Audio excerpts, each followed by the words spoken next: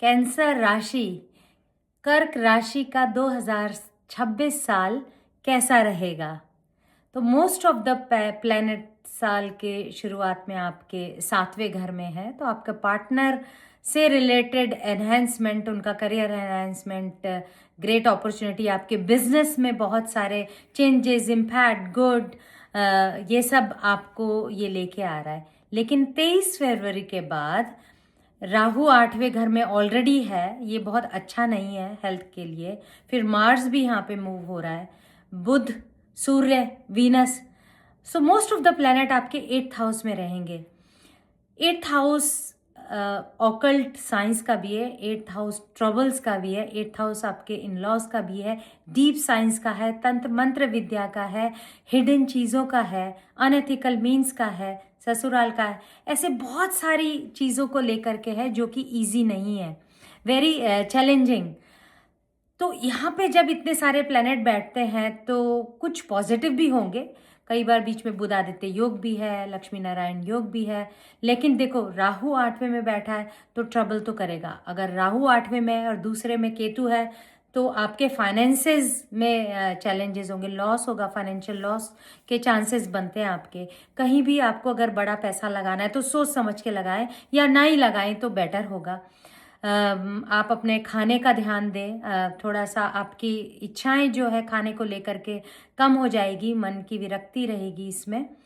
तो अब लेकिन ये सब चीज़ें के बाद आपको ट्रांसफॉर्मेशन ला सकता है। ये आपको हो सकता है कि कोई मंत्र साधना, स्पिरिचुअलिज्म की तरफ डीप ये लेके जाएगा। लेकिन हाँ, थोड़े challenges, health issue related issues तो रहेंगे।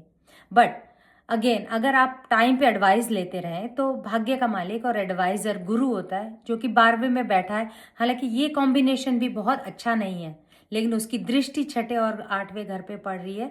प्रॉब्लम्स आएंगी, ट्रबल्स होगी, लेकिन किसी की एडवाइस से और अपना एंगर को कंट्रोल करते हुए अपने रिलेशनशिप को मैनेज करेंगे तो ये प्रॉब्लम्स भी चली जाएंगी।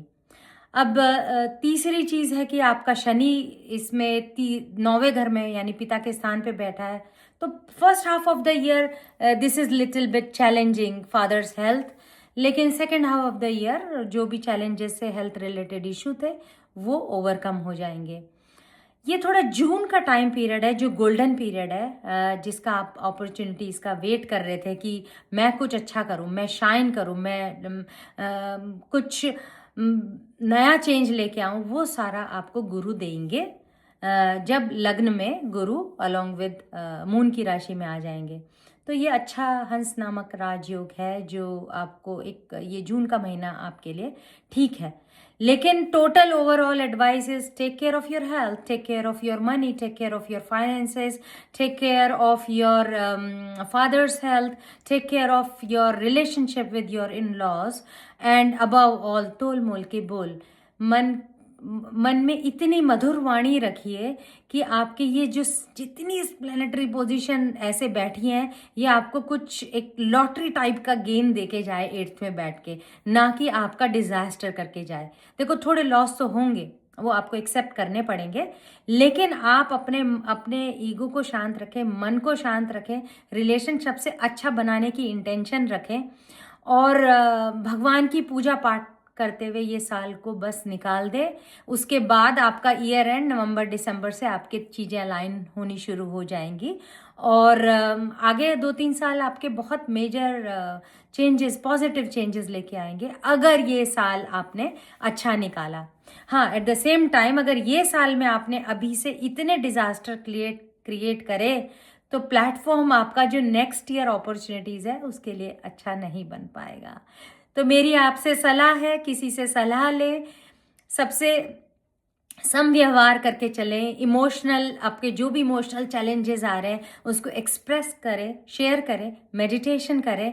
और अगर आपको मंथ टू मंथ गाइडेंस चाहिए, कंसल्टेशन चाहिए, काउंसलिंग चाहिए, तो please contact astromonica.com specifically for the Cancer Rashi. I will be happy and available to give you an advice what to do and what not to do.